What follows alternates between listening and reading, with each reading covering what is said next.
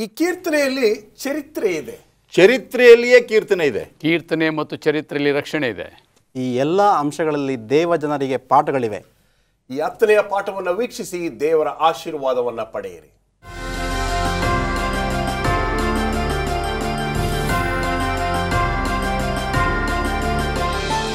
ನಮಸ್ಕಾರ ದೇವರ ಮಕ್ಕಳೇ, ಯೇಸು ಕ್ರಿಸ್ತನ ಮಧುರ ನಾಮದಲ್ಲಿ ನಿಮ್ಮೆಲ್ಲರಿಗೂ ನಾನು ನಮಸ್ಕರಿಸುತ್ತೇನೆ. ಅದ್ಭುತವಾಗಿರ್ತಕ್ಕಂಥ ದೇವರು ನಮ್ಮೆಲ್ಲರಿಗೂ ಮತ್ತೊಂದು ಅವಕಾಶವನ್ನು ಕೊಟ್ಟಿದ್ದಾನೆ. ಕೀರ್ತನೆ ಎಂಬತಕ್ಕಂಥ ಪುಸ್ತಕಕ್ಕೆ ಆಳವಾಗಿ ಹೋಗಿ ಅಲ್ಲಿರ್ತಕ್ಕಂಥ ಮುತ್ತುಗಳನ್ನು ಹುಡುಕ್ಲಿಕ್ಕೆ ಬನ್ನಿ. ನಮ್ಮ ಅತಿಥಿಗಳನ್ನು ಸ್ವಾಗತ ಮಾಡಿ ನಮ್ಮ ಈ ಕಾರ್ಯಕ್ರಮಕ್ಕೆ ಚಾಲನೆಯನ್ನು ನೀಡೋಣ. ಬೋಧಕರಾಗಿರ್ತಕ್ಕಂಥ ಮುತ್ತು ಮ್ಯಾಥ್ಯೂ, ಬೋಧಕರಾಗಿರ್ತಕ್ಕಂಥ ರಾಜದಾಸ್ ಮತ್ತು ಬೋಧಕರಾಗಿರ್ತಕ್ಕಂಥ ಪ್ರಸನ್ನಕುಮಾರ್ ಅವರು, ನಮಸ್ಕಾರ. ತುಂಬ ಸಂತೋಷ ನೀವು ನಮ್ಮ ಕಾರ್ಯಕ್ರಮಕ್ಕೆ ಬಂದಿದ್ದು.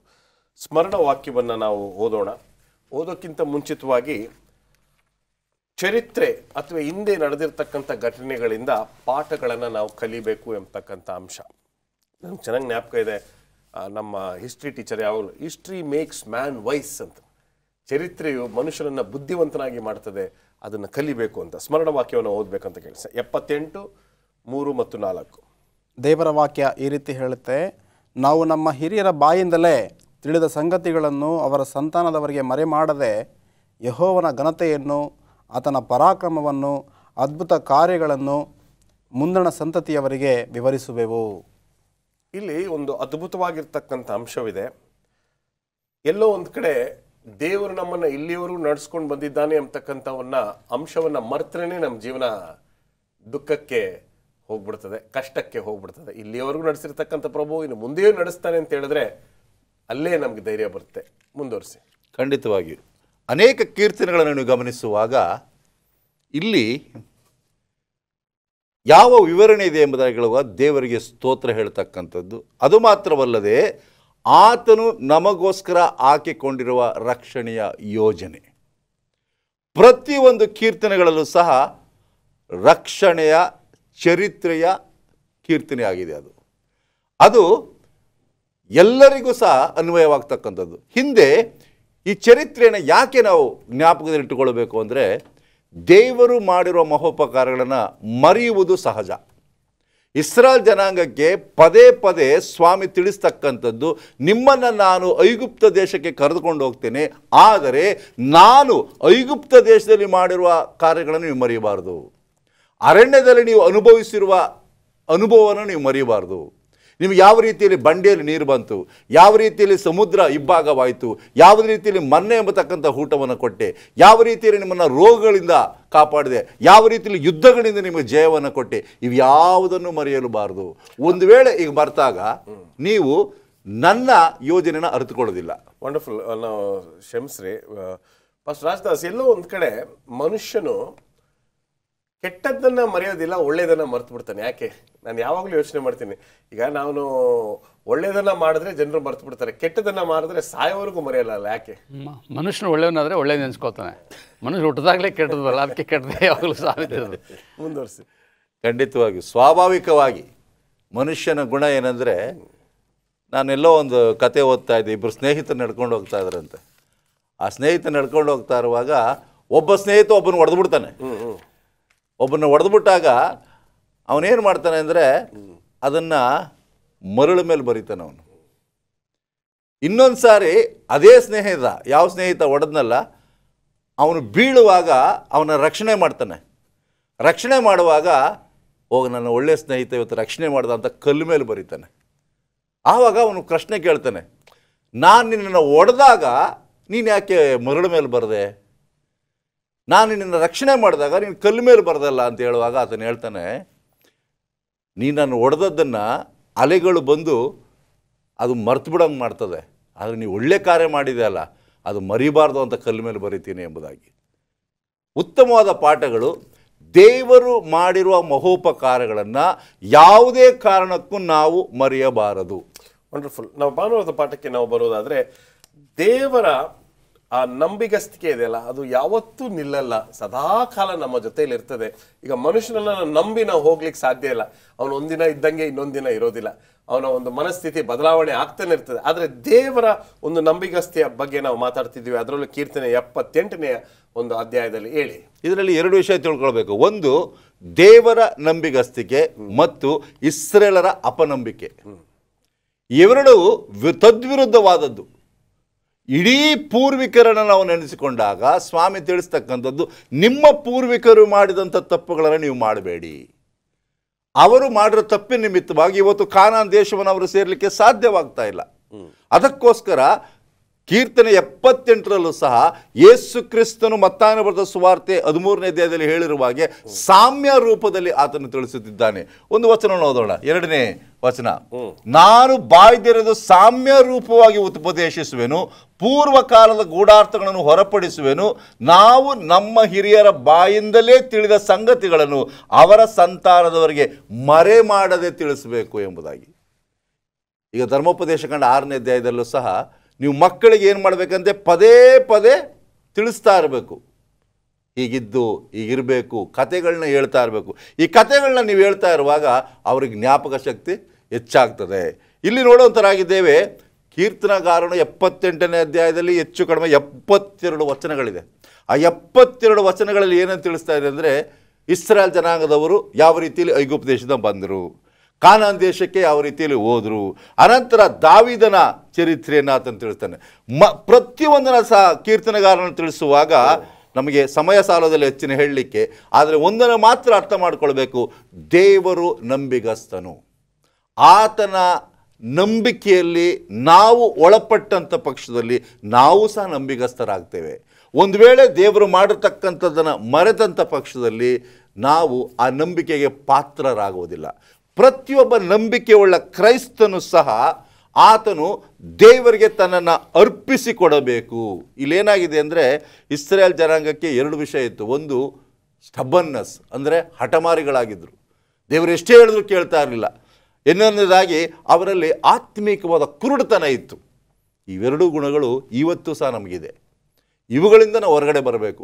ಇವುಗಳಿಂದ ಹೊರಗಡೆ ಬಂದಾಗ ಮಾತ್ರ ನಾವು ನಿಜವಾದ ಕ್ರೈಸ್ತರಾಗ್ತೇವೆ, ಉನ್ನತವಾದ ಕ್ರೈಸ್ತರಾಗ್ತೇವೆ, ಬೆಳೆಯುವ ಕ್ರೈಸ್ತರಾಗ್ತೇವೆ ಮತ್ತು ಕ್ರಿಸ್ತನಿಗೆ ಹತ್ತಿರವಾಗ್ತೇವೆ ಎಂಬುದನ್ನು ಅರ್ಥ ಮಾಡಿಕೊಳ್ಬೇಕು.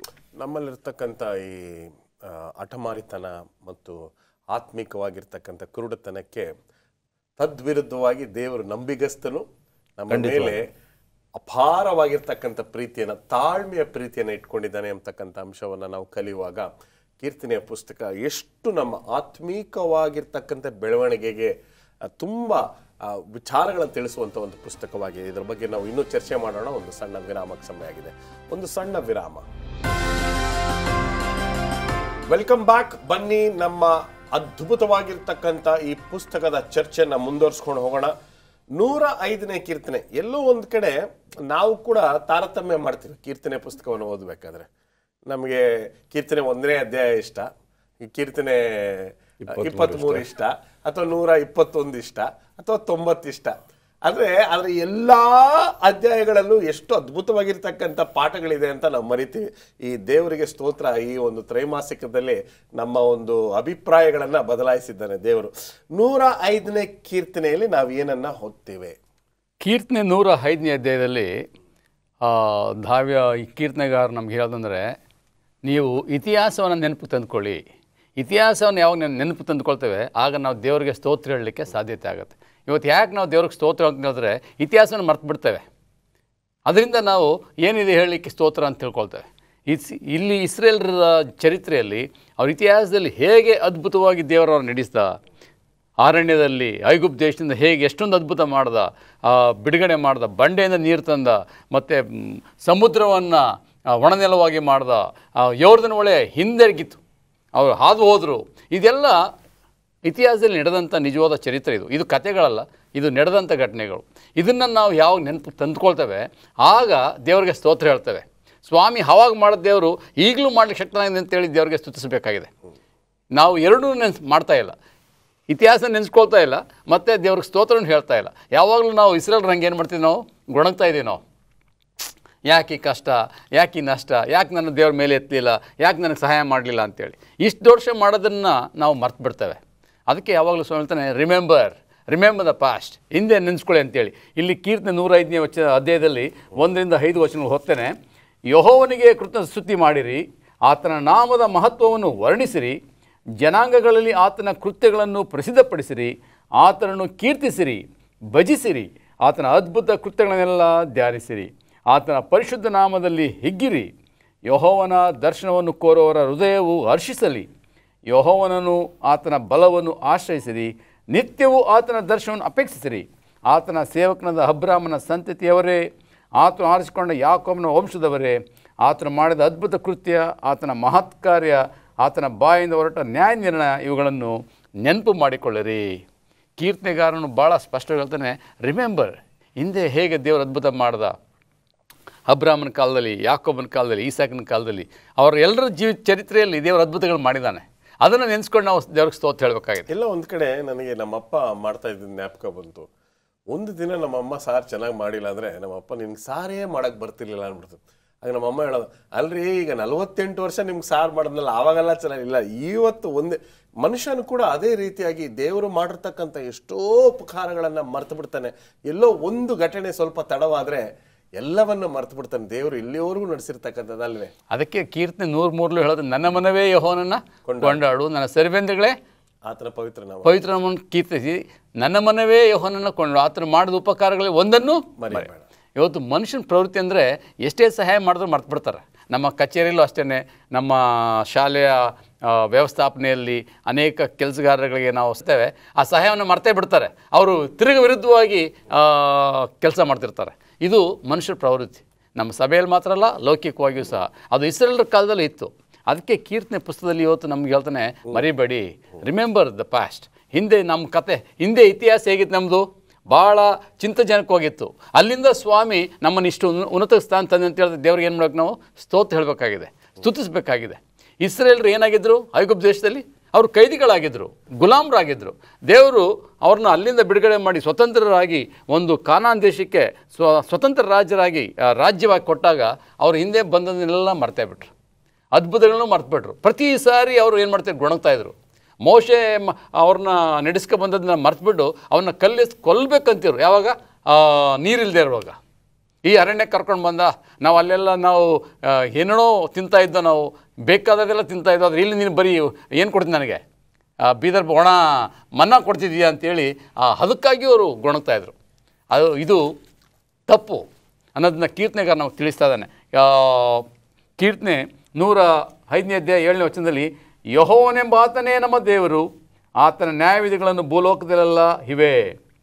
ಆತನು ತನ್ನ ವಾಗ್ದಾನವನ್ನು 1000 ತಲೆಗಳವರೆಗೂ, ತನ್ನ ಒಡಂಬಡಿಕೆಯನ್ನು ನಿತ್ಯವೂ ನೆನಪಿನಲ್ಲಿ ಇಟ್ಟುಕೊಳ್ಳುತ್ತೆ. ಈ ದೇವರೇ ನೆನಪಿನ ಇಟ್ಕೊಳ್ತಾನೆ. ತಾನು ಮಾಡೋದು ಒಡಂಬಡಿಕೆ ಯಾವತ್ತೂ ಮರೆಯಲ್ಲ. ಈ ಅನೇಕ ಚರಿತ್ರೆ ಓದುವಾಗ ದೇವರು ಈ god remembered Abraham, god remembered Moses ಅಂತ ಹೇಳ್ತಾನೆ. ಅಂದರೆ ಮರ್ತ್ಬಿಟ್ಟಿರಲಿಲ್ಲ, ನೆನಪು ಮಾಡ್ಕೊಳ್ತಂತ ಹೇಳಿದ್ರೆ ಆತನು ಮಾಡಿದ ಒಡಂಬಡಿಕೆಯನ್ನು, ವಾಗ್ದಾನಗಳು ನೆನೆಸ್ಕೊಳ್ತಾನಂತೆ. ಇವತ್ತು ಸ್ವಾಮಿ ನಮಗೆ ಮಾಡಿದಂಥ ಒಡಂಬಡಿಕೆಯನ್ನು ನಾವು ನೆನೆಸ್ಕೊಂಡು ಇತರಿಗೆ ಏನಾಗಿರಬೇಕು, ಸ್ತೋತ್ರ ಹೇಳಬೇಕು. ನಮ್ಮ ದೇವರು ಅದ್ಭುತ ಮಾಡ್ತಕ್ಕಂಥ ದೇವರು, ಹಿಂದೆ ಮಾಡಿದ್ದಾನೆ, ಮುಂದೆನೂ ಮಾಡ್ತಾನೆ ಅಂತ ಹೇಳಿದಾಗ ಅವ್ರಿಗೆ ವಿಶ್ವಾಸ ಬರುತ್ತೆ. ವಂಡರ್ಫುಲ್. ಮುಂದೆ ಹೋಗೋಣ. ಈ 106ನೇ ಕೀರ್ತನೆಗೆ ಬರೋಣ. ಚರಿತ್ರೆಯಲ್ಲಿ ನಾವು ನಡೆದಂಥ ಘಟನೆಗಳನ್ನು ತೆಗೆದುಕೊಂಡು ಜ್ಞಾಪಕದಲ್ಲಿಟ್ಕೊಂಡು ನಮ್ಮನ್ನು ನಾವೇ ಬದಲಾವಣೆ ಮಾಡಿಕೊಳ್ಬೇಕು. ಹೇಳಿ. ಈ ಕೀರ್ತನೆ ಬಹುಶಃ ಬಬುಲೋನಿನ ಸೆರೆಯಲ್ಲಿದ್ದಾಗ ಬರೆದಿರಬಹುದು, ಇಲ್ಲವೇ ಬಬುಲೋನಿನ ಸೆರೆಯಿಂದ ಹೊರಬಂದ ನಂತರ ಬರೆದಿರಬಹುದು ಎಂಬುದಾಗಿ ಲೇಖಕರು ಇಲ್ಲಿ ಸ್ಪಷ್ಟವಾಗಿ ತಿಳಿಸೋದನ್ನು ನಾವು ಕಾಣ್ತೇವೆ. ಈ 106ನೇ ಅಧ್ಯಾಯ 9, 8, 9, 10 ವಾಕ್ಯಗಳನ್ನು ಓದಲು ನಾನು ಬಯಸ್ತೇನೆ. ಆದರೂ ಆತನು ತನ್ನ ಹೆಸರಿನ ನಿಮಿತ್ತವಾಗಿಯೂ ತನ್ನ ಶೌರ್ಯವನ್ನು ಪ್ರಕಟಿಸುವುದಕ್ಕಾಗಿಯೂ ಅವರನ್ನು ರಕ್ಷಿಸಿದನು. ಆತನು ಗದರಿಸಲು ಕೆಂಪು ಸಮುದ್ರವು ಒಣಗಿ ಹೋಯಿತು, ಅಡವಿಯನ್ನೋ ಎಂಬಂತೆ ಸಾಗರವನ್ನು ದಾಟಿಸಿದನು, ಹಗೆಗಳ ಕೈಯಿಂದ ಅವರನ್ನು ತಪ್ಪಿಸಿದನು. ದೇವರು ಇಸ್ರಾಯೇಲ್ಯರನ್ನು ಯಾವ ರೀತಿ ಸಂರಕ್ಷಿಸಿ ಕಾದು ಕಾಪಾಡಿ ನಡೆಸಿದ ಎಂಬುದನ್ನು ನಾವು ಈ ಭಾಗದಲ್ಲಿ ಕಾಣಬಹುದು. ಒಂದಾನೊಂದು ಸಮಯದಲ್ಲಿ ಐಗುಪ್ತ ದೇಶದಲ್ಲಿ ಇಸ್ರಾಯೇಲ್ಯರೆಲ್ಲರೂ ಕೂಡ ಅವರು ಐಗುಪ್ತ ದೇಶದಲ್ಲಿ ಸೆರೆಯಾಳುಗಳಾಗಿದ್ದರು. ಅಂತಹವರನ್ನು ದೇವರು ಏನು ಮಾಡ್ದಪ್ಪ ಅಂತಂದರೆ ಸ್ವತಂತ್ರರನ್ನಾಗಿ ಮಾಡಿ ಕ್ಷೇಮವಾಗಿ ಕರೆದುಕೊಂಡು ಬರ್ತಾನೆ. ಸರಿ, ಮುಂದೆ ನೋಡಿದ್ರೆ ಕೆಂಪು ಸಮುದ್ರ, ಹಿಂದೆ ನೋಡಿದರೆ ಫರೋಹನ ಸೈನ್ಯ. ಎಲ್ಲಿಗೆ ಹೋಗಬೇಕು ಎಂಬುದಾಗಿ ಇಸ್ರಾಯೇಲರಿಗೆ ಗೊತ್ತಾಗಲಿಲ್ಲ. ಆ ಸಂದರ್ಭದಲ್ಲಿ ಮೋಶೆಗೆ ವಿರುದ್ಧವಾಗಿ ಗೊಣಗಾಡ್ತಾರೆ. ಇಸ್ರಾಯೇಲರು. ಆದರೂ ಸಹ ಮೋಶೆಯ ಮುಖಾಂತರ ದೇವರು ಆ ಒಂದು ಸಮುದ್ರವನ್ನು 2 ಭಾಗವನ್ನಾಗಿ ಮಾಡಿ ಕ್ಷೇಮವಾಗಿ ದೇವರು ದಡವನ್ನು ತಲುಪಿಸ್ತಾನೆ. ಯಾವುದೇ ರೀತಿಯಾದಂತಹ ಹಾನಿ ಅವರಿಗೆ ಉಂಟಾಗೋದಿಲ್ಲ. ಆದರೆ ಫರೋಹನ ಸೈನ್ಯ ಅದೇ ನೀರಿನಲ್ಲಿ ಸಂಪೂರ್ಣವಾಗಿ ನಾಶ ಮಾಡ್ತಾನೆ. ಅಂದರೆ ದೇವರು ತನ್ನ ಮಕ್ಕಳನ್ನು ಕಾಪಾಡಲು ಸಂರಕ್ಷಿಸಲು ಯಾವ ರೀತಿಯಾದಂತಹ ಕೃಪೆಯನ್ನು ತೋರಿಸಿದ್ದಾನೆ ಎಂಬುದನ್ನು ನಾವು ಈ ಭಾಗದಲ್ಲಿ ಕಾಣಬಹುದು. ಈ ಎಲ್ಲ ವಿಷಯಗಳನ್ನು ನಾವು ಮನಸ್ಸಿನಲ್ಲಿಟ್ಟುಕೊಂಡು ದೇವರು ಮಾಡಿದಂತಹ ಉಪಕಾರಗಳನ್ನು ಮರಿಬಾರ್ದು. ಅಷ್ಟು ಮಾತ್ರವೇ ಅಲ್ಲ, ನಾವು ಆ ಎಲ್ಲ ಕಾರ್ಯಗಳನ್ನು ಮನಸ್ಸಿನಲ್ಲಿಟ್ಟುಕೊಂಡು ಪಶ್ಚಾತ್ತಾಪಪಟ್ಟು ಮನಮರುಗಿ ದೇವರ ಕಡೆಗೆ ತಿರುಗಬೇಕು ಎಂಬುದಾಗಿ ದೇವರ ವಾಕ್ಯ ನಮಗೆ ತಿಳಿಸ್ತಿದೆ. ಅಷ್ಟೇ ಅಲ್ಲ, 43ರಿಂದ 46 ವಾಕ್ಯಗಳನ್ನು ನಾವು ನೋಡುವಾಗ, ಆತನು ಅವರನ್ನು ಅನೇಕಾವರ್ತಿ ರಕ್ಷಿಸಿದರೂ ಅವರು ತಮ್ಮ ಆಲೋಚನೆಯನ್ನು ಅನುಸರಿಸಿ ಅವಿಧೇಯರಾದರು, ತಮ್ಮ ಅಕ್ರಮದಿಂದಲೇ ಹೀನ ಸ್ಥಿತಿಗೆ ಬಂದರು. ಆದರೆ ಆತನು ಕಷ್ಟದಲ್ಲಿದ್ದ ಅವರ ಮೊರೆಯನ್ನು ಕೇಳಿ ಪರಾಂಬರಿಸಿದನು. ತನ್ನ ಒಡಂಬಡಿಕೆಯನ್ನು ನೆನಪು ಮಾಡಿಕೊಂಡು ತನ್ನ ಕೃಪಾತಿಶಯದಿಂದ ಅವರನ್ನು ಕನಿಕರಿಸಿದನು. ಅವರನ್ನು ಸೆರೆದೊಯ್ದವರಲ್ಲಿ ಅವರ ಮೇಲೆ ದಯ ಹುಟ್ಟಿಸಿದನು. ದೇವರು ಅವರು ಸೆರೆಯಾಳುಗಳಾಗಿ ಕೊಂಡೊಯ್ಯಲ್ಪಟ್ಟರೂ ಸಹ ಅವರಲ್ಲೂ ಕೂಡ ದೇವರು ದಯೆಯನ್ನು ದೊರಕಿಸಿ ಅವರನ್ನು ಕಾದು ಕಾಪಾಡಿ ರಕ್ಷಿಸಿ ನಡೆಸೋದನ್ನು ನಾವು ಕಾಣ್ತೇವೆ. ಒಬ್ಬ ಅನ್ಯ ಅರಸನ ಕೆಳಗೆ ಇರುವಾಗ ಇಸ್ರಾಯೇಲ್ಯರು ಆ ಅನ್ಯ ಅರಸನು ಇವರನ್ನು ಸ್ವತಂತ್ರನನ್ನಾಗಿ ಮಾಡಿ, ಹೋಗಿರಿ, ನಿಮ್ಮ ಊರಿಗೆ ನೀವು ಹೋಗಿ ದೇವಾಲಯವನ್ನು ಕಟ್ಟಿರಿ, ಯೆರೂಸಲೇಮಿನ ಗೋಡೆಗಳನ್ನು ಕಟ್ಟಿರಿ ಎಂಬುದಾಗಿ ಅವರನ್ನು ಸ್ವತಂತ್ರರನ್ನಾಗಿ ಮಾಡಿ ಕಳಿಸೋದನ್ನು ನಾವು ನೋಡ್ತೇವೆ. ಇದೆಲ್ಲದಕ್ಕೂ ಕಾರಣ ಏನಪ್ಪ ಅಂತಂದರೆ, ದೇವರು ತಾನೇ ಕೃಪಾಪೂರ್ಣನಾಗಿ ದೇವರು ಅರಸರೊಟ್ಟಿಗೆ ಮಾತನಾಡಿ ಅವರನ್ನು ಸ್ವತಂತ್ರರನ್ನಾಗಿ ಮಾಡ್ತಾನೆ. ಇದೆಲ್ಲವನ್ನೂ ಕೂಡ ಇಸ್ರಾಯೇಲ್ಯರೇ ನಾವು ಮರೆಯದೆ ಅದನ್ನು ನೆನಪಿನಲ್ಲಿಟ್ಟುಕೊಂಡು ಮನಮರುಗಬೇಕು, ಪಶ್ಚಾತ್ತಾಪ ಪಡಬೇಕು ಎಂಬುದಾಗಿ ಕೀರ್ತನೆಗಾರನು ಈ ಒಂದು 106ನೇ ಅಧ್ಯಾಯದಲ್ಲಿ ತಿಳಿಸ್ತಿದ್ದಾನೆ. ವರಕವಿ ದಾವಿದನಿಗೆ ಮಾತ್ರ ಆ ವರ ಇತ್ತು ಅಂತ ಕಾಣಿಸುತ್ತೆ, ಪಶ್ಚಾತ್ತಾಪ ಪಡ್ತಕ್ಕಂಥದ್ದು. ಆ ಪಶ್ಚಾತ್ತಾಪ ಎಂಬತಕ್ಕಂಥ ಪದವನ್ನು ನಾವು ನಮ್ಮ ಜೀವನದಲ್ಲಿ ಬಳಕೆ ಮಾಡಿದಿದ್ರೆ ಖಂಡಿತವಾಗ್ಲೂ ಇನ್ನೂ ಉನ್ನತವಾಗಿರ್ತಕ್ಕಂಥ ಕ್ರೈಸ್ತಿಯ ದರ್ಜೆಯಲ್ಲಿ ನಾವು ಇರ್ತಾ ಇದ್ವಿ ಅಲ್ವೇ? ಒಂದು ಸಣ್ಣ ವಿರಾಮ. Welcome back. ಬನ್ನಿ, ಬುಧವಾರದ ಪಾಠಕ್ಕೆ ನಾವು ಬಂದಿದ್ದೇವೆ. ಅದರಲ್ಲೂ ಕೀರ್ತನೆ 80. ಈ ಸಣ್ಣ ಒಂದು 23 ವರ್ಷದ ಸೇವೆಯಲ್ಲಿ ನಾನು ಯಾವತ್ತೂ 80ನೇ ಕೀರ್ತನೆಯಲ್ಲಿ ಒಂದು ಸಂದೇಶನೂ ಕೊಟ್ಟಿಲ್ಲ. ಹೇಳಿ, ಏನಿದೆ 80ನೇ ಕೀರ್ತನೆಯಲ್ಲಿ? 80ನೇ ಕೀರ್ತನೆಯಲ್ಲಿ ಒಂದು ಸಾಮ್ಯ ಇದೆ, ದ್ರಾಕ್ಷೆ ಬಳ್ಳಿಯ ಸಾಮ್ಯ ಇದೆ. ಆ ಸಾಮ್ಯವನ್ನು ಕುರಿತು ಕೀರ್ತನೆಗಾರನು ರಚಿಸ್ತಾ ಇದ್ದಾನೆ. ಇದನ್ನು ನಾವು ಒಂದು ನಿರೀಕ್ಷೆಯನ್ನು ಹೊಂದಬಹುದು. ದ್ರಾಕ್ಷೆ ಬಳ್ಳಿಗೆ ಯಾರೂ ನಿರೀಕ್ಷೆ ಇಡಲ್ಲ. ಹೌದು. ಯಾರಾದರೂ ಒಂದು ತೂಗ ಹಾಕಬೇಕಾದ್ರೆ ಒಂದು ಸಾಲಿಡ್ ಮರಕ್ಕೆ ಒಂದು ಗೂಟ ಹಾಕ್ತಾರೆ ಹೊರತು ಈ ಬಳ್ಳಿಗೆ ಯಾರೋ ತೂಗ ಹಾಕಲ್ಲ. ಆದರೆ ಈ ದ್ರಾಕ್ಷೆ ಬಳ್ಳಿಯಲ್ಲಿ ಯಾವ ನಿರೀಕ್ಷೆ ಇದೆ ಎಂಬುದಾಗಿ ದಾವಿದನ ಪುಸ್ತಕದಲ್ಲಿ ಓದೋಣ. ಕೀರ್ತನೆ 80ನೇ ಅಧ್ಯಾಯ ಕೆಲವು ವಚನಗಳನ್ನು ಓದ್ತೇನೆ. ಇಸ್ರಾಯೇಲರನ್ನು ಕಾಯುವ ಕುರುಬನೇ ಕಿವಿಗಳು, ಯೋಸೇಫನ ವಂಶದವರನ್ನು ಕುರಿ ಹಿಂಡಿನಂತೆ ಕರೆತಂದವನೇ, ಕೆರೂಬಿಯರ ಮಧ್ಯದಲ್ಲಿ ಆಸೀನನಾಗಿರುವ ಆತನೇ ಪ್ರಕಾಶಿಸು. ಎಫ್ರಾಯಿಮ್, ಬೆನ್ಯಾಮೀನ್, ಮನಸ್ಸೆ ಕುಲಗಳ ಮುಂದೆ ಹೋಗುವವನಾಗಿ ನಿನ್ನ ಶೌರ್ಯವನ್ನು ತೋರ್ಪಡಿಸು. ಬಂದು ನಮಗೆ ಆಶ್ರಯಪ್ರದನಾಗು. ದೇವರೇ, ನಮ್ಮನ್ನು ತಿರುಗಿ ಉನ್ನತ ಸ್ಥಿತಿಗೆ ಏರಿಸು. ಪ್ರಸನ್ನ ಮುಖದಿಂದ ನೋಡು, ಆಗ ಉದ್ಧಾರವಾಗುವೆವು. 12ನೇ ವಚನ ವಿಶೇಷವಾಗಿ, ನೀನು ಅದರ ಬೇಲೆಯನ್ನೇಕೆ? ಇಲ್ಲಿ ಸ್ವಾಮಿ ದ್ರಾಕ್ಷೆ ಬಳ್ಳಿಯನ್ನು ಎಲ್ಲಿಂದ ಕಿತ್ತು? ಐಗುಪ್ತ ದೇಶದಿಂದ ಕಿತ್ತು ಅದನ್ನು ನೆಟ್ಟ ಅಂತ ಹೇಳುತ್ತೆ. ಅದಕ್ಕೆ ಬೇಕಾದ ಎಲ್ಲ ವ್ಯವಸ್ಥೆಯನ್ನು ಮಾಡ್ದ, ಆದರೆ ಅದು ಸರಿಯಾದ ಹಣ್ಣನ್ನು ಕೊಡಲಿಲ್ಲ ಅಂತೇಳಿ ಸ್ವಾಮಿ ಅನೇಕ ಕಡೆ ವಿವರಣೆ ಮಾಡೋದನ್ನು ಅದನ್ನೇ ಕೀರ್ತನೆಗಾರನು ಹೇಳ್ತಾ ಇದ್ದಾನೆ.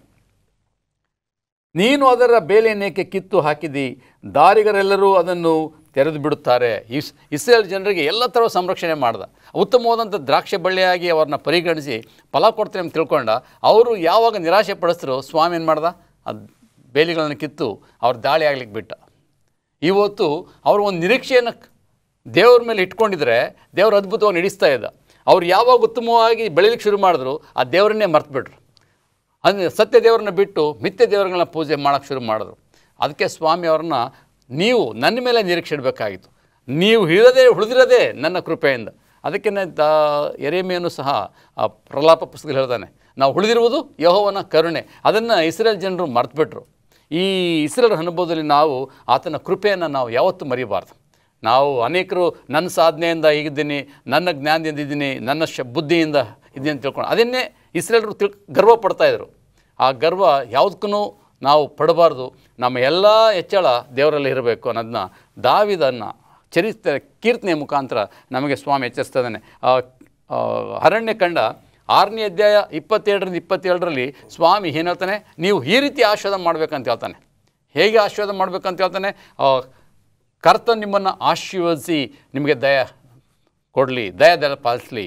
ಕರ್ತನು ನಿಮ್ಮ ಮೇಲೆ ತನ್ನ ಮುಖ ಪ್ರಸನ್ನದಿಂದ ನಿಮಗೆ ದಯ ಕೊಡಲಿ ಮತ್ತು ನಿಮಗೆ ಶಾಂತಿಯನ್ನು ದಯ ಪಾಲಿಸಲಿ. ಕರ್ತನೇ ನಿಮಗೆ ಆತನ ಮುಖ ಪ್ರಸನ್ನತೆ ನಿಮಗೆ ಶಾಂತಿ ಕೊಡಲಿ ಅಂತೇಳಿ ನಾವು ಆಶೀರ್ವಾದ ಮಾಡಬೇಕಾಗಿದೆ. ಆದರೆ ಇವರೆಲ್ಲ ದೇವರ ಮುಖ ಪ್ರಸನ್ನತೆಯನ್ನು ಹೊಂದಿದೆ. ಅವರು ಏನು ಮಾಡ್ತಿದ್ರು, ಇದೆಲ್ಲ ನಮ್ಮ ಸ್ವಂತ ಸಾಮರ್ಥ್ಯ ಅಂತೇಳಿ ತಮ್ಮ ಸ್ವಂತ ಇದ್ರ ಮೇಲೆ ಹೆಚ್ಚಳ ಪಡ್ತಾಯಿದ್ರು. ಇವತ್ತು ನೀವು ಹೆಚ್ಚಳ ಪಡೋದು ಕ್ರಿಸ್ತನಲ್ಲೇ ಇರಬೇಕು. ನಮ್ಮ ಹೃದಯದಲ್ಲಿ ಗರ್ವ ಅಹಂಕಾರ ಪಡಬಾರ್ದು. ದ್ರಾಕ್ಷ ಬಳ್ಳಿ ಅದು ನೋಡಲಿಕ್ಕೆ ಭಾಳ ಸಾಧಾರಣವಾದಂಥ ಬಳ್ಳಿ, ಆದರೆ ಅದರದ್ದು ಫಲ ಭಾಳ ಸಿಹಿಯಾಗಿರುತ್ತೆ, ರುಚಿಯಾಗಿರುತ್ತೆ.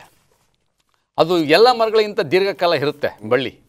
ಇವತ್ತು ಹಾಗೆ ಇಸ್ರೇಲ್ ಜನರು ಶಾಶ್ವತ ಇರಬೇಕೆಂಬುದಾಗಿ ದೇವರು ಬಯಸ್ದ. ಆದರೆ ಅವರು ದೇವ್ರನ್ನ ಮಹಿಮೆ ಪಡಿಸಲಿಲ್ಲ, ದೇವ್ರನ್ನ ಘನಪಡಿಸಲಿಲ್ಲ. ಅವರು ತಮ್ಮ ಸ್ವಂತ ಶಕ್ತಿ ಮೇಲೆ ಹಾತ್ಕೊಂಡು ಪ್ರಯುಕ್ತವಾಗಿ ಅದನ್ನು ಅವನ ಸ್ವಾಮಿ ಕತ್ತರಿಸಿ ಅವ್ರನ್ನ ತಿರಸ್ಕರಿಸ್ತಂತ ಹೇಳುತ್ತೆ.